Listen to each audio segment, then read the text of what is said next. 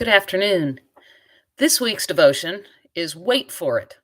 Now, first off, those who saw the title of devotion and thought it in their head in the voice of Sean Spencer from Psych, me too. But at any rate, today I'm going to share one of my pet peeves with you.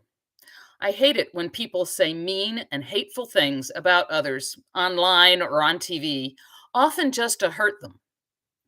It can be anyone from a friend or a relative to a newscaster or a politician. I absolutely hate it when people spew bile. I really have to restrain myself from stooping to their level and saying hateful things right back. I mean, come on, they at least deserve. Didn't your mother teach you better manners than that? Or, that's not very Christian. But John Paul tells me to take a breath and let it go. And I know that I should. This Sunday, I'm preaching on Turn the Other Cheek. But it makes me so angry to see brothers and sisters treating each other so evilly.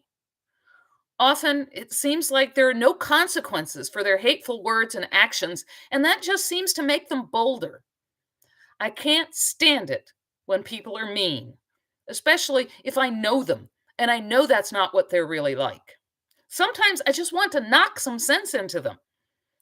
So I'm working on being patient and always trying to be loving and kind no matter how others behave.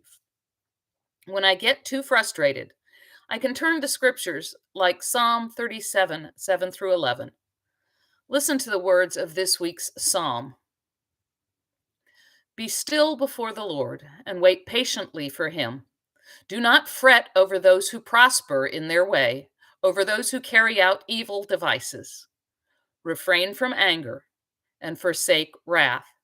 Do not fret, it only leads to evil.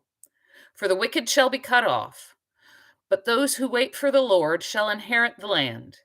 Yet in a little while the wicked will be no more. Though you look diligently for their place, they will not be there. But the meek shall inherit the land and delight themselves in abundant prosperity. That's easier said than done sometimes. But I have tried to find more productive and godly ways to react to the hate that seems so prevalent today. If someone puts another person down, we can step in and compliment that person, the person who was a victim of hate. Remind them that they are a special, beloved child of God. That way, we can help lift up people when the world tries to tear them down. We can overcome hatred with love. We can overcome meanness with kindness. I can tell why this psalm was paired with the love your enemies and turn the other cheek passage from Luke this week. Our society often equates meekness with weakness, but that is so far from the truth because anger is so much easier.